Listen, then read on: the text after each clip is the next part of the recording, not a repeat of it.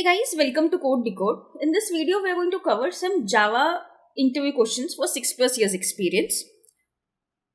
We'll be covering Spring, Spring Boot, Hibernate, databases, and many other topics for the same. So let's get started. Please like, share, and subscribe to support us so that this video reaches to many of the people preparing for interviews like you.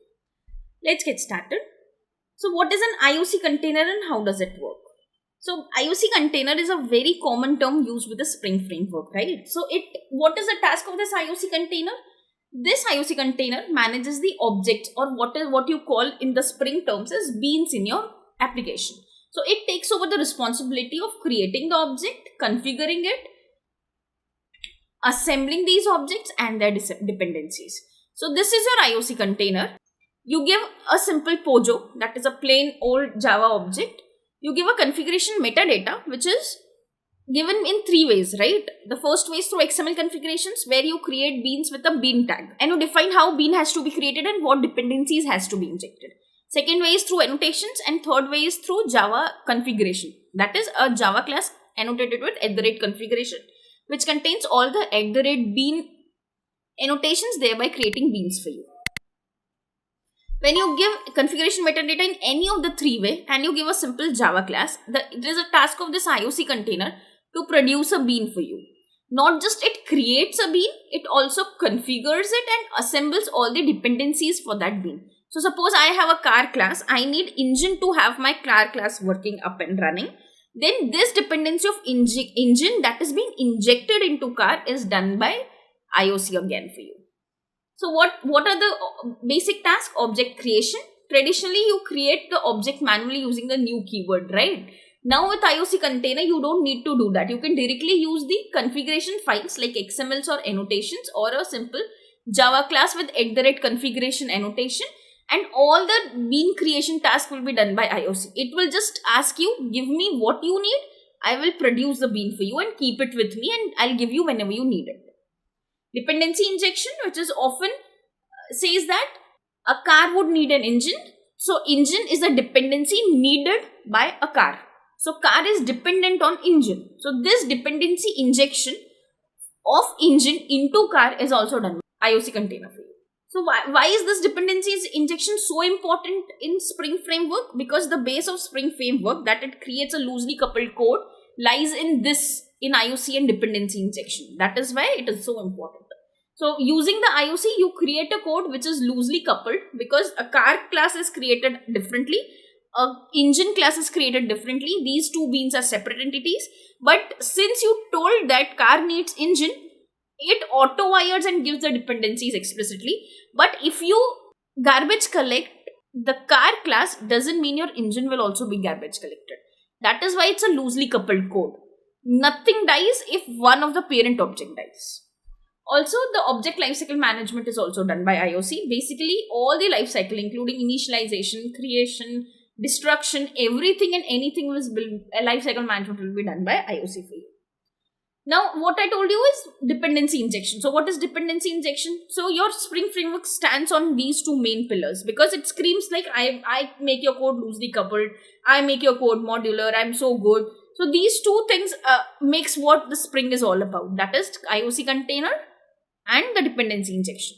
So dependency injection is actually a technique for providing an object to its dependent one. So it's a way of providing engine to a car, to which it needs to function. So car needs to function if it has an engine. So the task of giving an engine to car is done by dependency injection by IOC. So what are dependencies? Dependencies are the objects that are a class that relies to perform its work efficiently and effectively. So, for example, a car needs an engine, wheels and other parts to function. Now, when it comes to technical example, I'll give you one example. So, you need to connect to a database. You use an ORM framework. Internally, what ORM framework do is, it asks you the database connections, like what is the URL, what is username, password, what is the dialect that you want to use. So, until unless you do not give the database connection object, you will not be able to create a database connection from your Java code. So a database access class requires a database connection object to connect or interact with the database. So database access class is having a dependency on database connection object. So the IOC container injects the database connection object into the database class so that your class can easily access your database. Now there can be another question, what is application context and what is its use? Now you will be confused. I know what is IOC container. Now what is application context?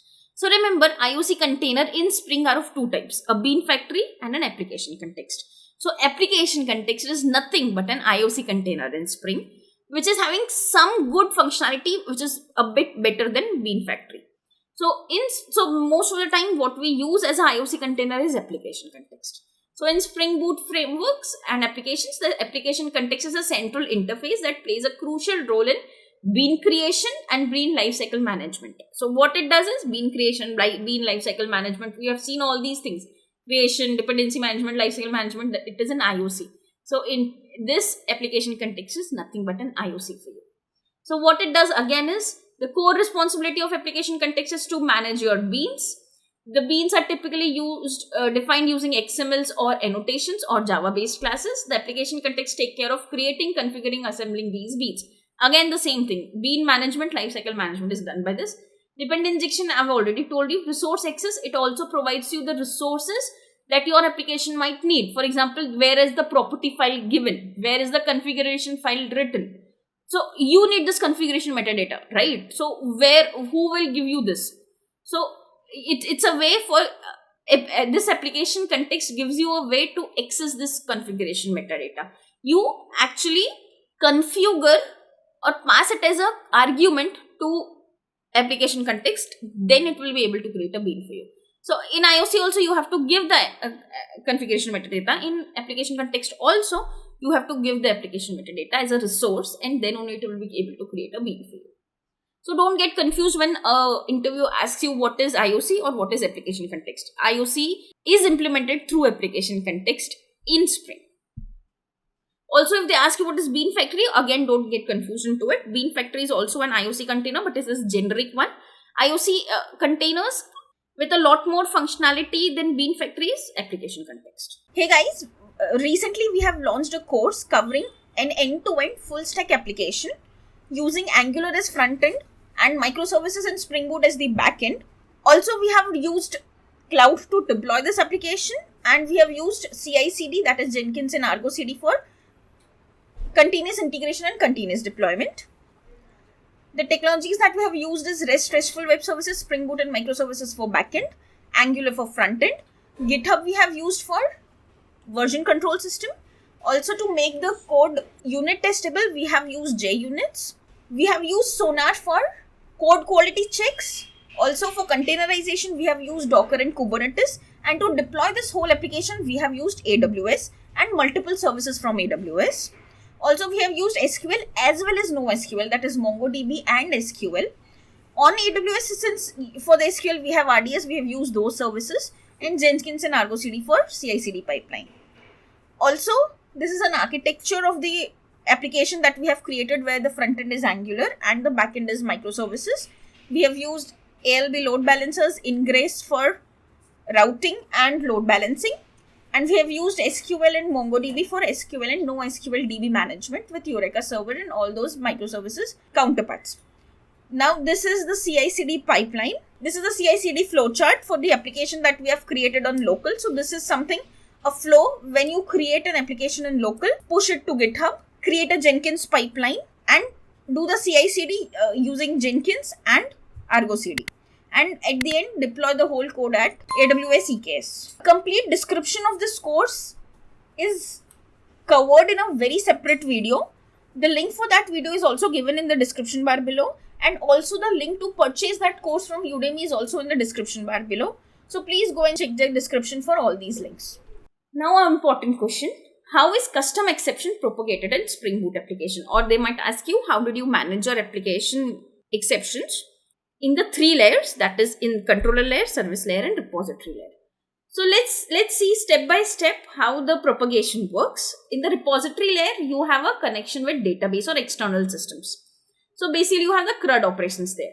So what repository will throw you is a data exception, data access exception. So this is your repository, which is marked as @repository, which is a JPA repository. It is going to throw you a data access exception. So remember, you have a controller layer, a service layer, A repository layer. So repository layer is going to throw you the data access exception. So what is the task of service layer? To catch this, because it is going to throw. Somebody has to catch. Who will catch? Who is calling the one? So who is calling my repository? My service is calling the repository. Why? Because service is going to auto wire it. So since it is auto wiring, it is going to call the repository method. And since it is going to call the method, it is also going to have to catch it because it is throwing. Otherwise, you will get exception. So as soon as you get into your service layer, you catch the data exception and you throw the service layer exception or the business exception or the service exception. When you throw the service exception, who is going to catch it? Who is going to call the service? Controller is going to call the service. So controller is going to auto wire the service and call the service method. So service method is throwing the service exception. So who is going to catch it? Obviously the one who is calling it will be catching it.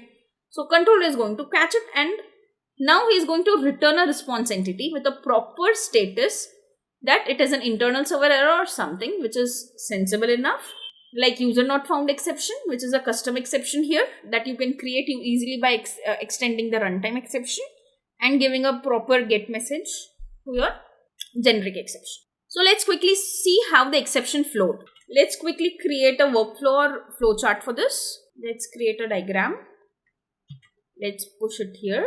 Let's create a sequence diagram. Let's generate a sequence diagram. Let's click on generate. So we have an API interaction flow here where we have a client, we have a controller, we have a service, we have a repository.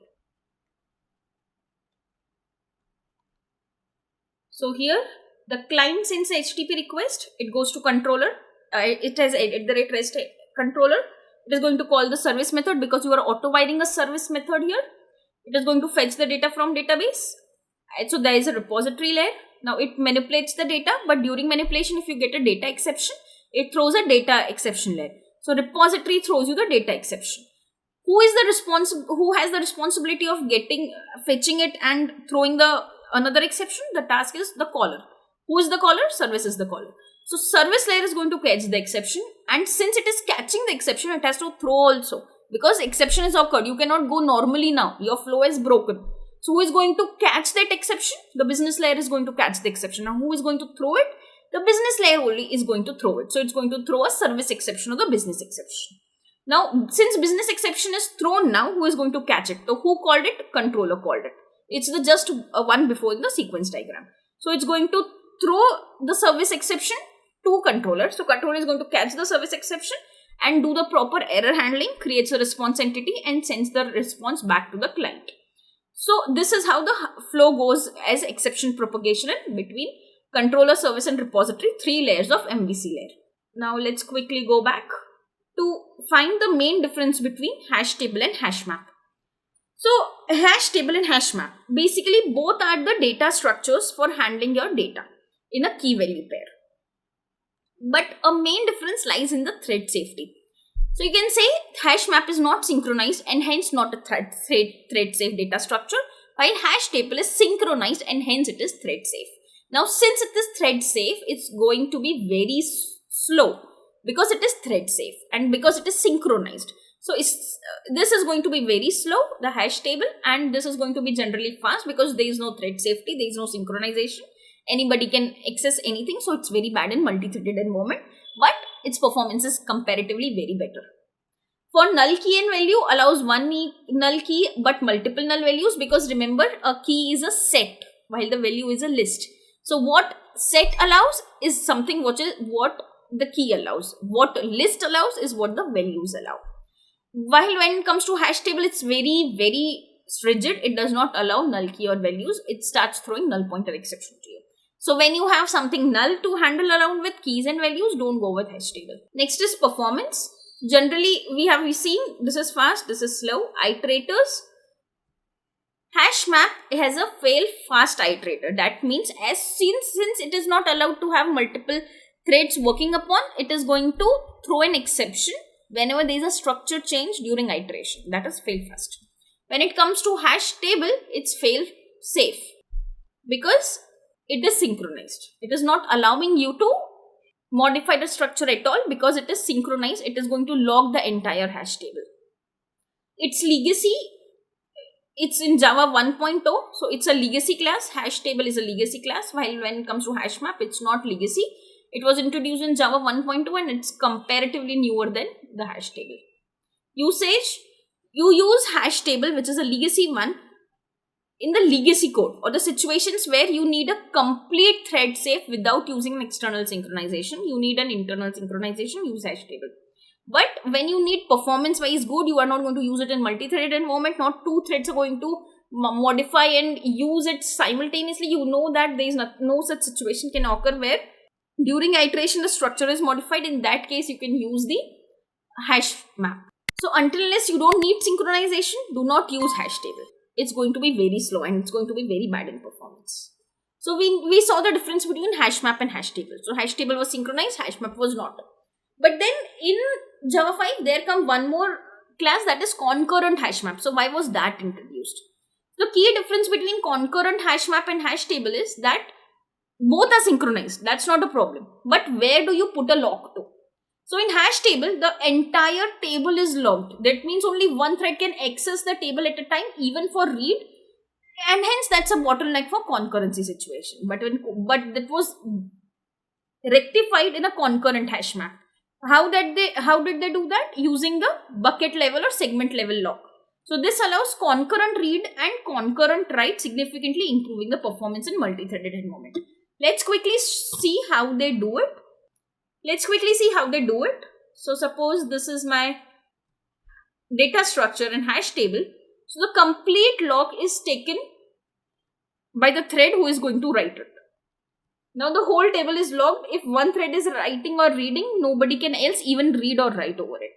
So the performance is decreased. But when it comes to concurrent hash map, the things are much better. It is divided into buckets or segments.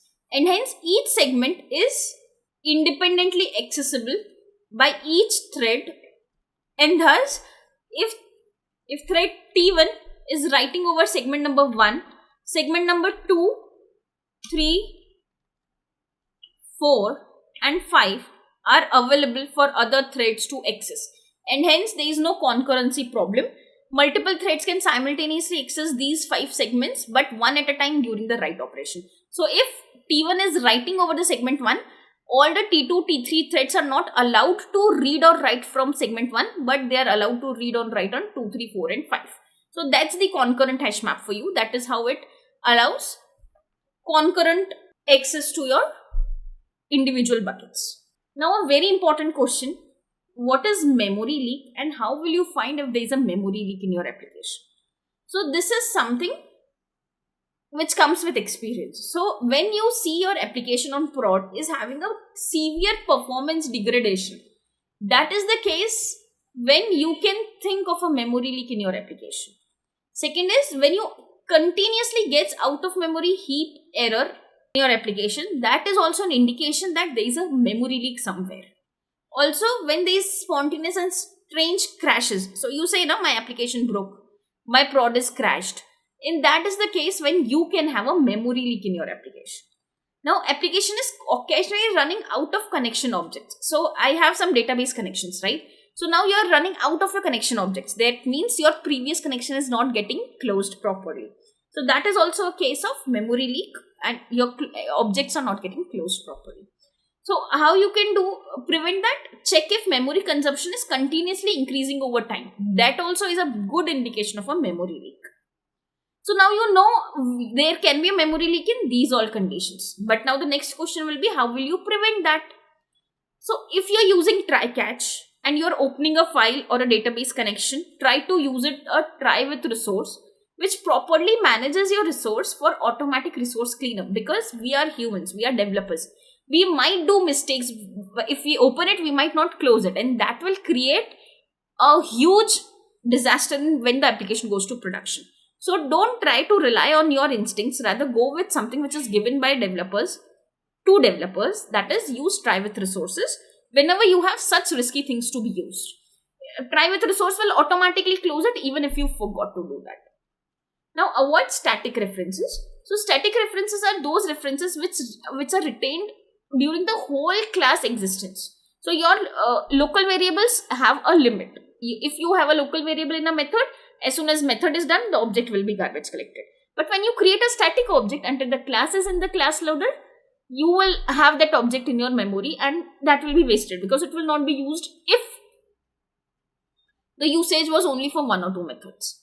So try to minimize the use of static fields because they are very long-lived objects that can cause memory leaks. The next memory leak prevention technique is using the weak references. We will be seeing what is weak references soon in the next question. So weak references or the soft references are quickly garbage collected when the memory is on low state. So when you have a less memory available, then the first thing that the garbage collector collect after the free objects are to the weak references so that you do not go out of memory exception. Also, you can gracefully do the error handling if you do it proper error handling. Also do proper logging, alerting whenever there is a high CPU utilization, then also you will be able to prevent yourself from out of memory exception.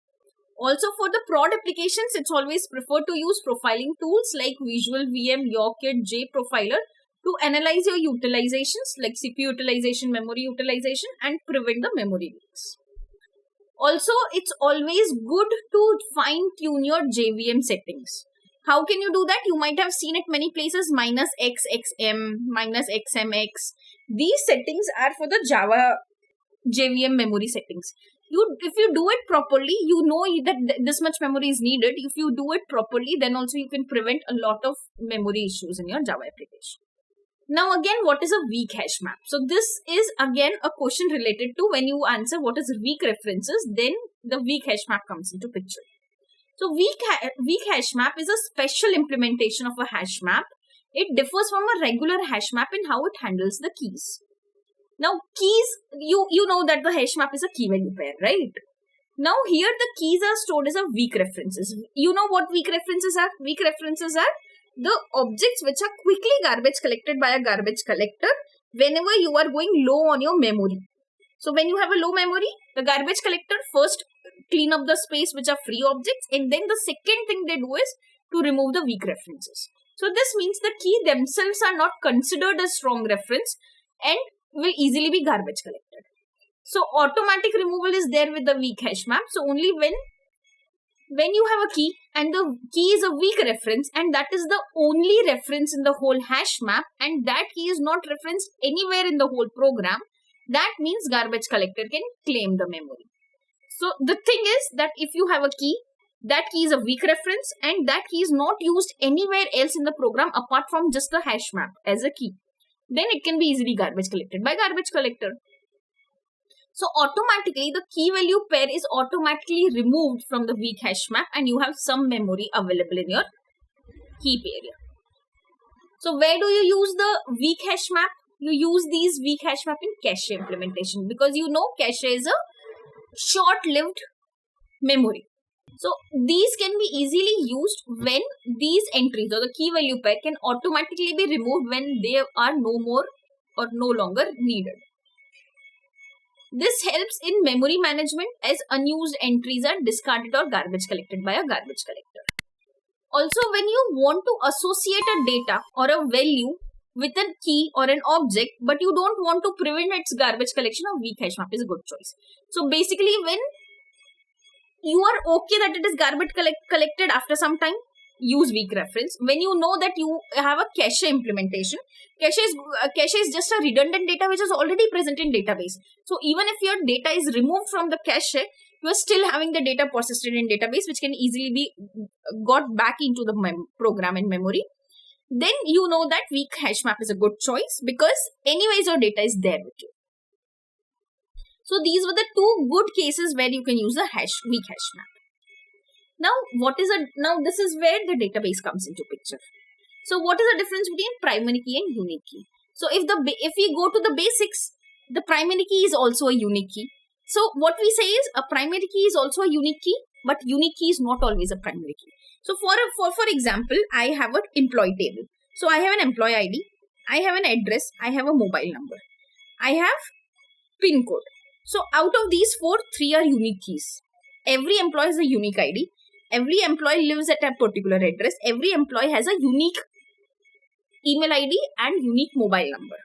So these are unique keys and these are all candidates for primary key.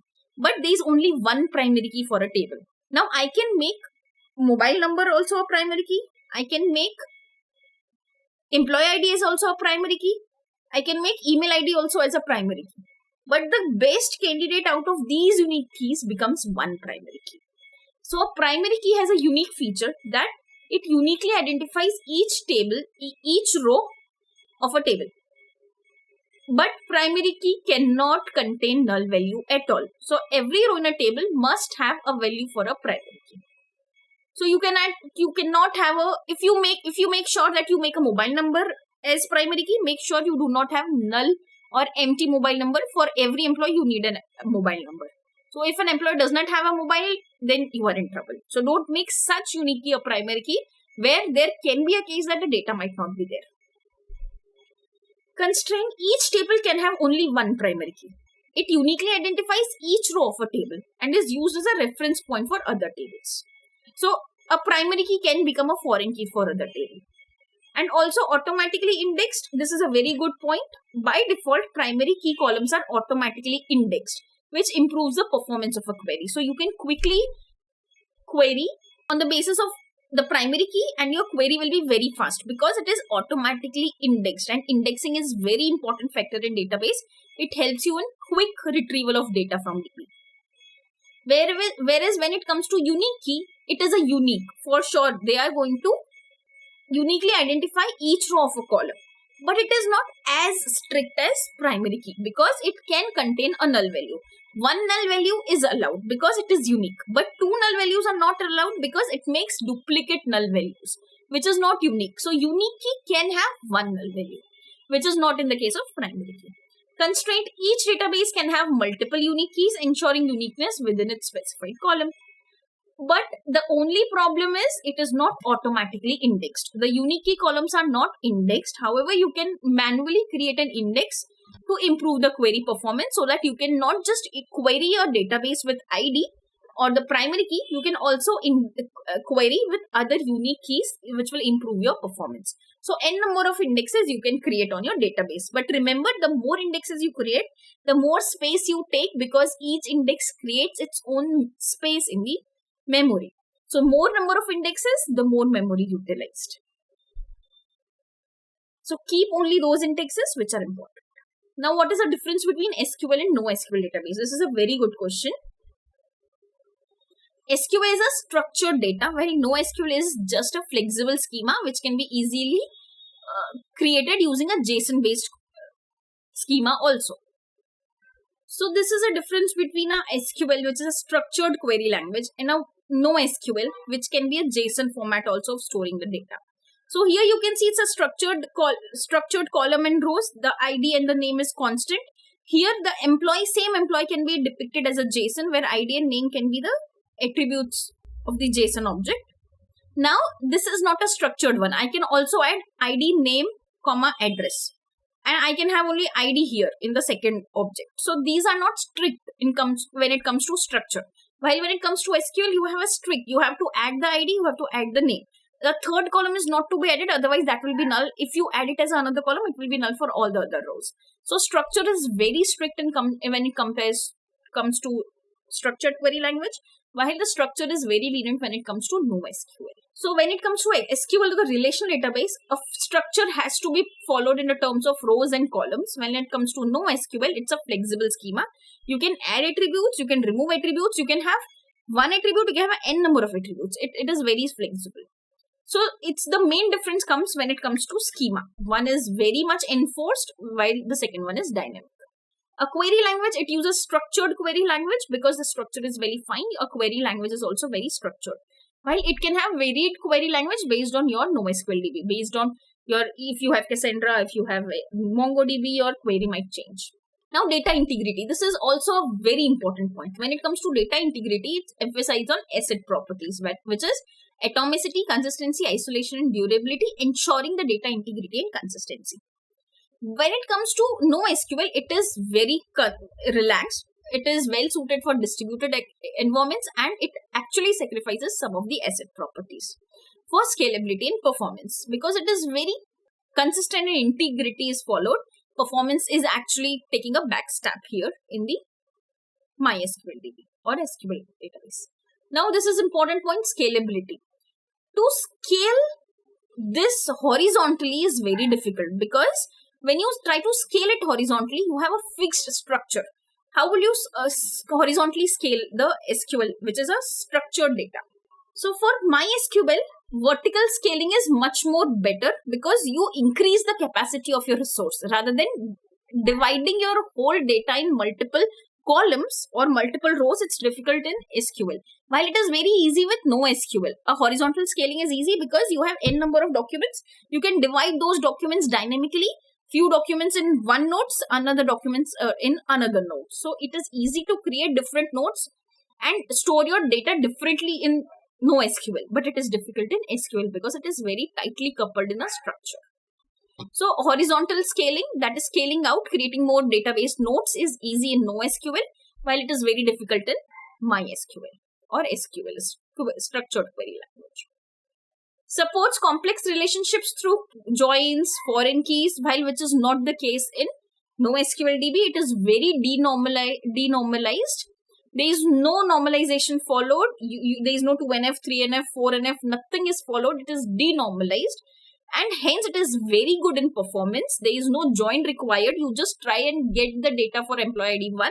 You will get the entire object as your response. While when it comes to get the data in the SQL, you might need to put multiple joins to get data from two tables. You might need to have foreign key and these constraints available. And hence data fetching is very difficult in structured data. Now use cases. It is well suited where complex queries is required, transaction is required, strong consistency is required, integrity is required. So when you have a banking system or you have an ERP system, in that case, you have to go with relational database where your consistency matters. But it is very good for data like for e-commerce, for social networking, for IoT, for scenarios where flexibility and scalability is important. NoSQL is very good. Now examples of SQL is MySQL, PostgreSQL, Oracle. While for NoSQL, you have MongoDB, CassandraDB, Redis, Amazon DynamoDB, and so on. There are many types of NoSQL also, like key value pair and many more. Now what's the difference between first level and second level cache in Hibernate? So remember, first level cache is session specific, while the second level cache is session factory specific. That means when your session dies, your first level cache also dies. But that is not the case with second level cache because it is associated with a session factory. So until unless your session factory doesn't die, even if your multiple session comes and goes, you create the session, you close the session, your second level cache will still be there. So your data will still be getting into your application very quick because you have L2 level cache implemented. So exists for the duration of a single session, while it is shared across multiple sessions because it is associated with a session factory. Now data loaded by one query within a session is available to subsequent queries within the same session without hitting the database again. So it's a cache, right? So you don't have to hit the database again if you're again querying the same data in the same session. But that is not the case if the session closes. If the session closes, your data is gone. Again, you have to go back to database, hit it, and your performance will be affected. So for the second level cache, which is a session factory cache, a data is loaded by one session can be reused by other sessions also. So significantly reduces the database interaction and hence increases the performance of the data query. Now I have many more questions for 8+ years. Like I have very tricky questions to be covered for 8+ years of experience, like what is response entity and why do you need it? How to enable multiple Eureka servers and why do you need multiple Eureka servers? Why to use transactional, how to handle global exception handling, what is the difference between object level, class level, locking, who has the more memory consumption, int or integer, wrapper or the primitive data type. What is the difference between these 4 predicates, supplier, consumer and function, that is Java 8 question. So there are many tricky questions I have to cover. Just let me know in the comment section if you need for Java 8 also, I'll cover them also. Thank you.